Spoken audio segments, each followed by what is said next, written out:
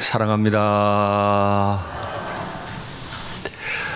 지난 한 주 동안 특별 새벽기도 참여하시고 또 고난 주간을 나름 의미 있게 보내시느라고 수고 많으셨습니다.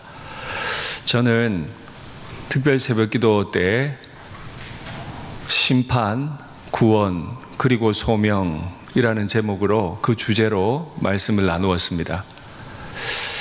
우리는 우리가 생각했던 것보다 더 심각한 죄인이었음을, 우리의 죄가 너무너무 많음을 말씀을 통해 확인했습니다.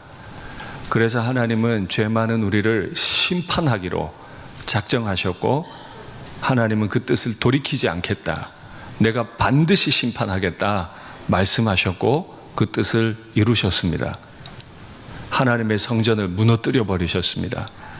포로를 끌고 가셨습니다.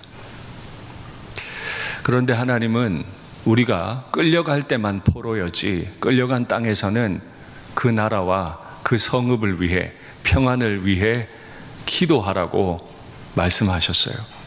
끌려갈 땐 포로였지만 끌려와서는 하나님 나라의 대사로, 그 죄 많은 땅에 하나님 나라의 일꾼으로 쓰임받기를 원하셨어요. 고통의 땅을 살아가는 우리 모두가 여전히 우리 모두도 우리 가운데 죄가 많이 있지만은 하나님의 대사로 부름받았음을 확인하고 하나님 나라를 이 땅에 드러내게 되기를 간절히 바랍니다. 하나님은 심판을 하시면서 사람이 손으로 지어 올렸던 세 개의 성전을 다 무너뜨리셨다 말씀드렸습니다. 그리고 하나님은 네 번째 성전을 준비하셨다 말씀드렸어요. 그 네 번째 성전은 건물로 지어 올린 성전이 아니라 하나님 아버지와 어린 양이 성전 되심이라. 이제는 다른 건물에 가서 하나님을 따로 만날 필요가 있는 게 아니라 하나님과 예수님 안으로 들어가서 그분들을 성전 삼아 예배드릴 날이 우리에게 왔다 하는 겁니다. 우리 주님께서 부활되시고 하늘로 올라가셔서 이제 우리 데리러 다시 오시면 우리는 하나님 아버지와 어린 양 가운데서 예배드리게 될 줄 믿습니다. 아멘. 우리 주님께서 이 꿈을 꾸시고 예루살렘으로 마지막 입성을 하셨어요. 입성하시는 중에 많은 사람들이 환호를 했고 예수님은 성전을 정결하게 하셨습니다. 이 일로 인해서 대제사장들, 백성들의 장로들이 나와서 예수님께 이러쿵저러쿵 질문했습니다. 그 이후에 바리새인, 또 그 이후에 사두개인, 그 이후에 또 바리새인이 나와서 많은 질문을 했습니다. 마지막 질문, 무엇이 큰 계명입니까? 하나님을 사랑하고 이웃을 그와 같이 사랑해야 한다 말씀하셨어요. 제가 사랑이 뭐라 그랬죠? 사랑은 보호다. 잘 기억하셨네요. 사랑은 이웃의 품위와 인격을 지켜주는 것이다. 한번 옆에 계신 분이 가족이든 아니든 우리 믿음의 동역자인데 옆에 계신 분께 이렇게 꼭 고백하셔야 됩니다. 안 하면 옆에 분 서운하실 거예요. 나는 당신의 품위와 인격을 지켜드리겠습니다.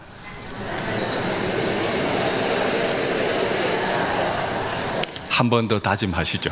한 번 더 합니다. 시작. 나는 당신의 품위와 인격을 지켜드리겠습니다. 네. 제가 이런 거 잘 안 하는 거 아시죠?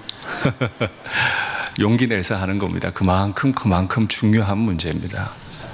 우리가 하나님 아버지의 품위, 하나님 아버지의 신으로서의 그 신격을 우리가 존중하고 그 하나님을 우리가 예배하듯 그와 같이 우리 옆에 있는 분들, 고통당하는 분들, 그분의 품위와 인격을 지키는 건 당연하리라 믿습니다.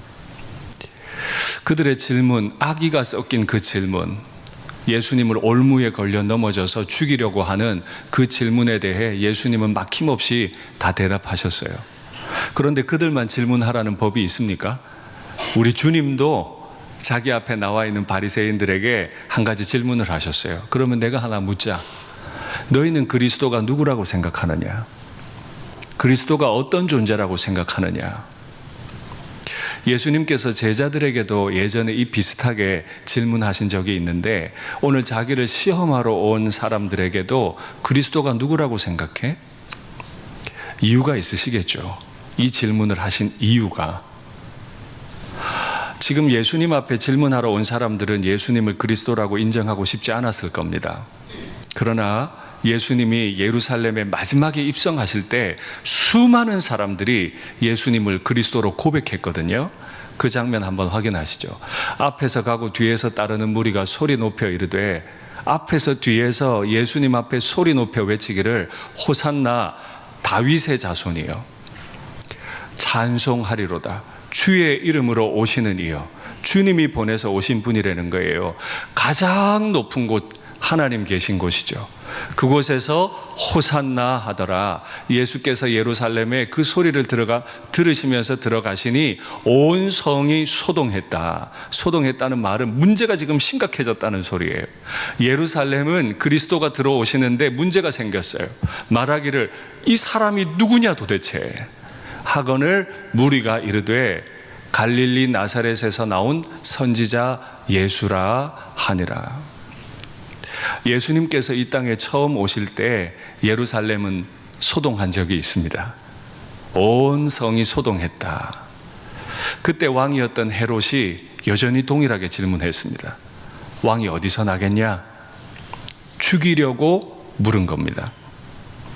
예수님 당시 사람들도 매번 이렇게 죽이려고 예수님 앞에 질문했습니다. 그래서 예수님이 물으신 겁니다. 그리스도는 누구냐? 또 예수님이 이렇게 입성하실 때 어떤 사람은 주의 이름으로 오시는 분이라고 고백했지만 어떤 분들은, 어떤 사람들은 이 사람이 누구냐라고 질문했기 때문에 대답을 하기 원하셨던 거죠. 그래서 주님은 이 말로 가르치시고 질문하신 거예요. 그랬더니 바리새인들이 대답합니다. 예, 그리스도는 다윗의 자손이죠. 그들은 성경을 너무 잘 알고 있었어요. 그리스도는 다윗의 자손입니다 라고 말했어요. 오늘 본문에 나오는 대로고. 그런데 주님이 우리가 대답할 수 없는 질문을 하나 던지세요. 그래? 그리스도가 다윗의 자손이야?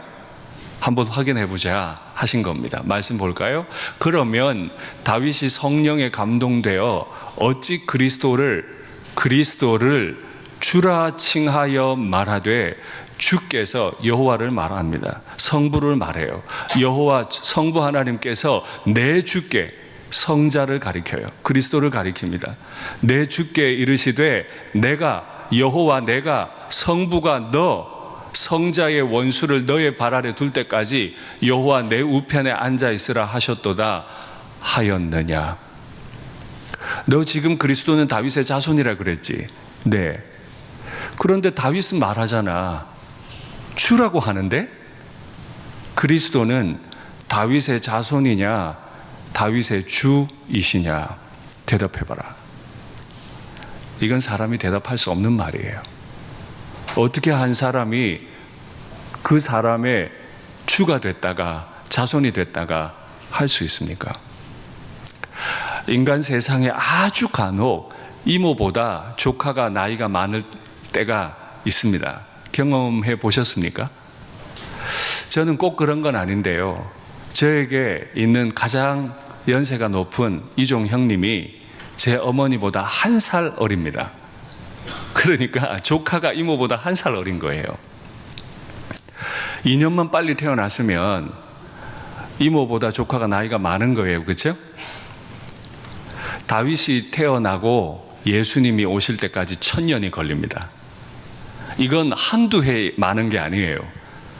1000살이 많아요. 분명 예수님은 다윗의 자손일 겁니다. 그런데 1000년이나 늦게 태어난 그리스도를 보고 어떻게 다윗은 내 주님, 아직 태어나지도 않은 분에게 내 주님 이렇게 고백할 수 있는 거죠? 그래서 오늘 말씀의 제목이 다윗의 자손, 다윗의 주입니다. 분명 목동 다윗은, 자연인 다윗은 이걸 알 수 없었을 겁니다. 인간 세상에는 그런 일이 없으니까요. 알 수 있었던 건 오늘 본문이 가르치는 대로 성령에 감동되었기 때문에 알게 된 겁니다. 우리가 아는 게 전부가 아닙니다. 내가 경험해서 가진 지식이 전부가 아니에요. 성령에 감동되지 않으면 알 수 없는 것들이 너무너무 많은데, 날마다 주께서 우리를 감동하시고 주님을 가르쳐 주시기를 간절히 바랍니다. 우리 예수님께서는 이 사실에 대해서 설명하신 적이 있습니다. 말씀 확인할까요? 아버지여, 창세 전에 내가 아버지와 함께 가졌던 영화로서 지금도 아버지와 함께 나를 영화롭게 하옵소서. 오늘 지나면 내일 이제 마지막 날 밤을 맞이합니다.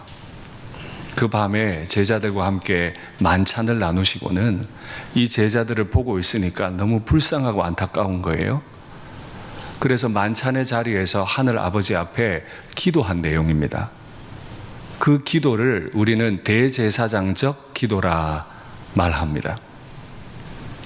지금 예수님 앞에서 식탁에 함께 있지만 이제 곧 자신을 다 떠나버릴 이 무지렁이 제자들을 위해 주님이 기도하시는데, 첫 번째 간구 제목, 마지막에 올리는 첫 번째 간구 제목, 아버지여, 창세 전에, 다윗이 태어나기도 전에, 이 땅이 지어지기도 전에, 창세 전에 내가 아버지와 함께 가졌던 영화로서 나를 지금 영화롭게 해 주십시오. 예수님은 언제부터 계셨다고요? 창세 전에. 다윗의 입장에서 볼 때 예수님은 1000년 후에 태어나는 분명 내 자손입니다. 그러나 다윗은 성령의 감동을 따라 분명히 알았습니다. 앞으로 내 후손으로 오시게 될 그 그리스도는 창세 전에 계셨던 분이다. 이 땅이 지어지기도 전부터 계셨던 분이고, 그분은 여호와 하나님 아버지와 동일한 영광을 가지신 분이시다. 아버지, 그 영광을 오늘 내게 주십시오. 그 영화로 나를 영화롭게 해 주시옵소서. 이렇게 기도한 거예요. 이걸 미리 성령의 감동을 따라 1000년 전에 알았던 다윗은 이런 시를 지어 하나님 앞에 고백했습니다. 여호와께서 내 주에게 말씀하시기를, 그리스도께 말한 거죠. 여호와께서 내가 너의 원수들로 네 발판이 되게 하기까지 너는 내 오른쪽에 앉아 있으라 하셨도다. 이 발판이 된다는 말은 전쟁을 연상하게 하는 말입니다. 한참 전쟁을 하고 완전히 이겼습니다. 그러면 마지막 세리머니, 마지막 퍼포먼스가 뭐냐 하면 이긴 왕이 패한 왕을 엎드리게 합니다.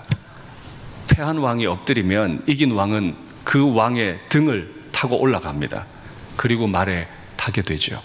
그게 마지막 세리머니예요. 여호와가 말씀하시는 거예요. 성부께서 성자께 말씀하세요.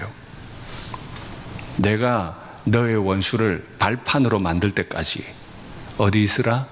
너는 내 우편에 있으라. 지금 주님은 우편에 계세요. 예수님이 부활되셔야 했던 이유, 아버지 우편에 앉아서 우리에게 왕 노릇했던 거짓 왕, 이 땅을 속였던 사기꾼, 마귀를 완전히 밟아서 그의 나라를 무너뜨렸음을 선포하는 날까지 아들아, 너는 내 오른편에 있어라. 오른편에 있다는 건 정 가운데 보좌에 앉으신 분보다 낮은 자리에 있다는 뜻이 아닙니다. 이 당시 관용구인데 오른편에 있다는 말은 동일하다, 동력한다 하는 뜻입니다. 유대인들이, 바리새인들이, 사두개인들이, 대제사장과 백성의 장로들이 가장 두려워하는 단어, 성부 하나님 여호와, 그가 말씀하세요. 그리스도 너는 내 옆에 있으면서 나와 함께 일을 이루어야 한다. 이걸 다윗이 성령의 감동 따라 알게 된 거예요. 그래서 마침내 성부와 성자가 연합해서 마귀의 나라를 완전히 패하게 하겠죠. 그걸 보았던 사람들이 이런 모습으로 그 여호와와 그리스도께 나아왔습니다. 확인할까요? 주의 권능의 날에 주의 백성이 거룩한 옷을 입고 즐거이 헌신하니 새벽 이슬 같은 주의 청년들이 주께 나오는도다. 아직 일어나지도 않은 일, 다윗은 성령을 따라 알았어요. 그래서 그 주의 권능의 날에 대해 고백을 하는데, 우리는 이 본문을 자꾸 청년부 헌신 예배 때 쓰죠. 새벽 이슬 같은 주의 청년. 그 앞에 분명 말이 있는데 그 말은 염두에 자꾸 안 둬요. 이거 지금 대꾸법이잖아요. 대꾸는 뭐다? 강조다. 아니, 어른 말하는데 대꾸질 하는 거 말고 구가 대를 이룬 대구. 대구는 강조다, 강조. 주의 백성들이, 주의 청년들이 거룩한 옷을 입고 새벽 이슬 같이 대를 이룬 겁니다. 이 새벽 이슬은 하나님의 은혜를 상징하는 상징어입니다.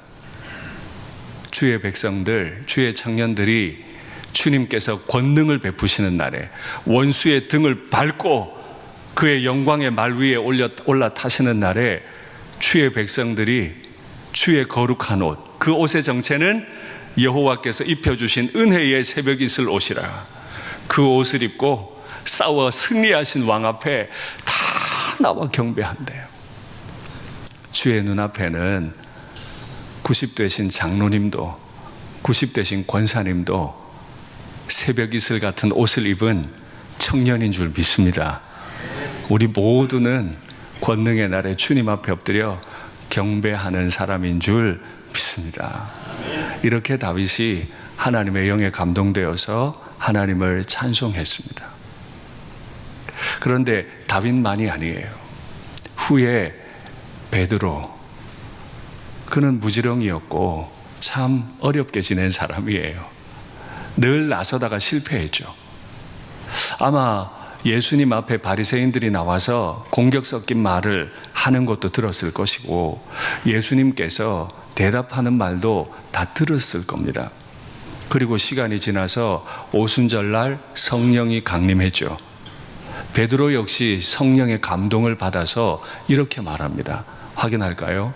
내가 네 원수로 네 발등상이 되게 하기까지 너는 내 우편에 앉아 있으라 하셨도다 하였으니.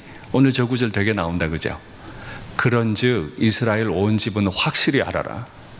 너희가 십자가에 못 박은 이 예수, 너희가 십자가에 못 박은 이 예수를 하나님이 주와 그리스도가 되게 하셨느니라 하니라. 너 내가 예수님 따라다닐 때 보니까 맨날 와가지고 악이 섞인 질문들을 던져대던데, 성전을 폄훼했다고, 성전을 모독했다고 예수를 잡아 죽이던데, 분명히 기억해라. 너희가 죽인 사람은 죄인이 아니고 창세전에 아버지와 함께 영광을 누렸던 그리스도다. 너희는 여호와의 이름으로, 성전의 이름으로 예수를 죽였다만 그 여호와께서는, 성전의 주인께서는 너희가 죽인 그 예수를 부활시키셔서 주와 그리스도가 되게 하셨다. 여러분, 큰일 났습니다. 지금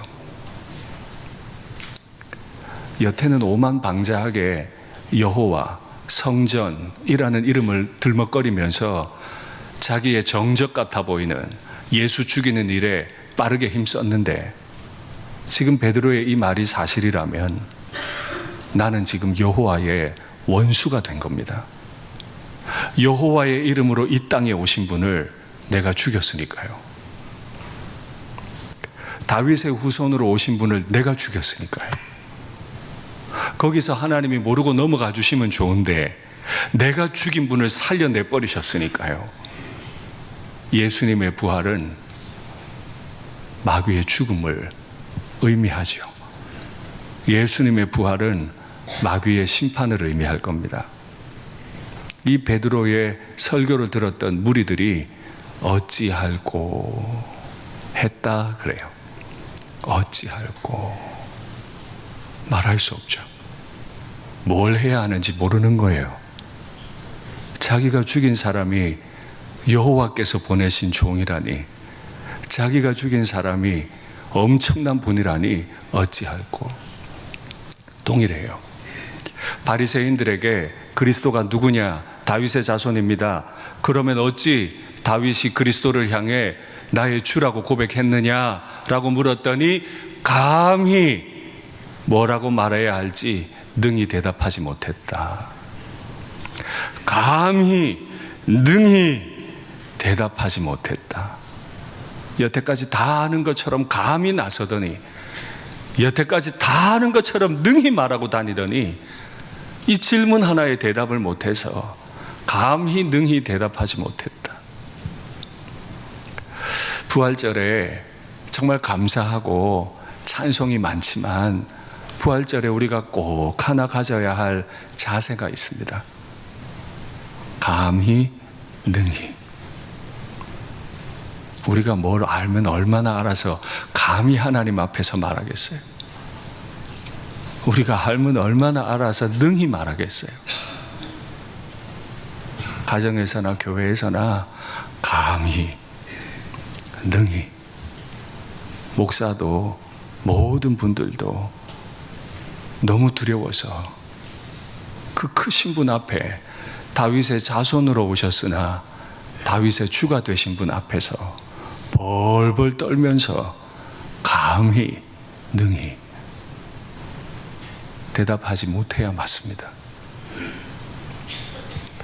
바울은 이런 예수님을 로마 교회에 소개를 하는데 이런 언어로 소개합니다. 확인할까요?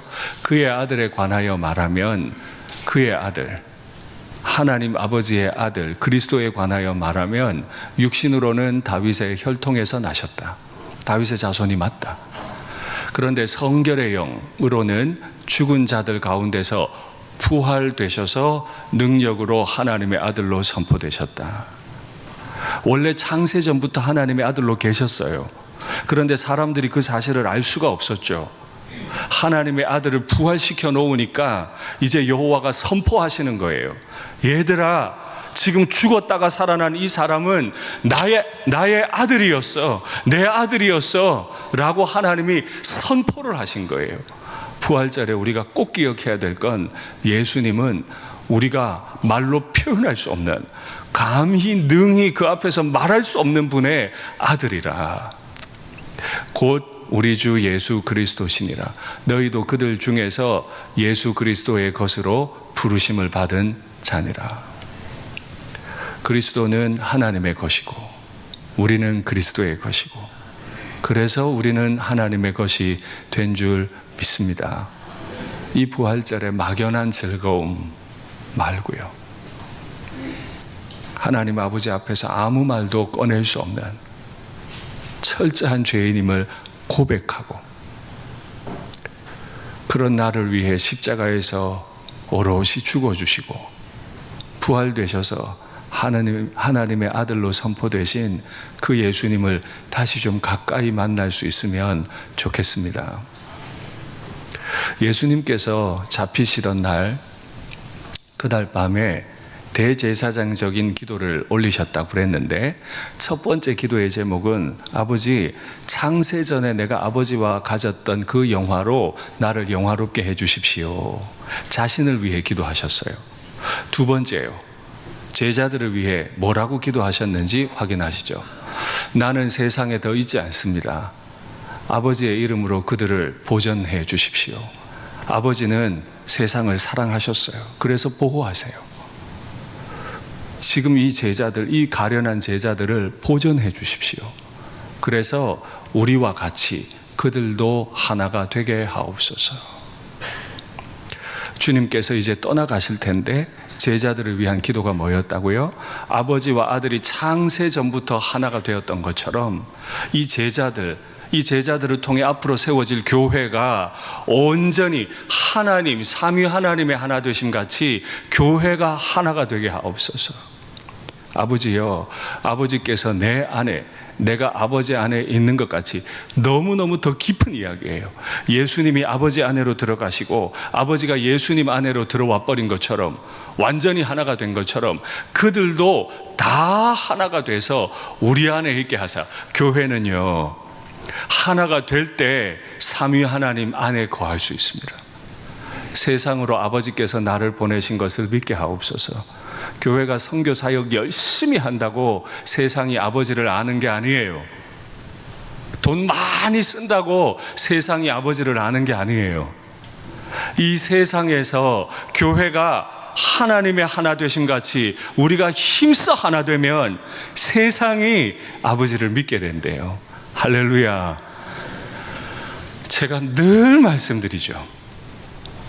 하나됨을 깨뜨리지 마세요. 감히 하나됨을 깨뜨리면 교회 아닙니다. 교회가 연약해서 죄를 지을 수 있을지도 모르겠습니다. 그러나 그걸 이유로 하나됨을 깨뜨리면 교회 아닙니다. 가정의 하나됨을 깨뜨리지 마세요. 우리는 감히 그럴 수 있는 존재들이 아니에요. 나 대신 죽으신 그분 앞에서 내가 어떻게 그분의 하나됨을 깨뜨릴 수 있어요?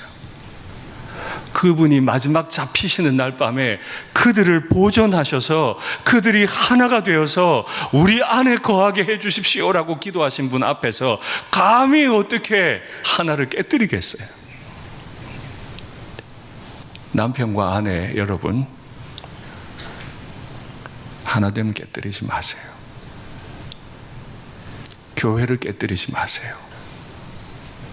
그건 아주 마귀적인 겁니다.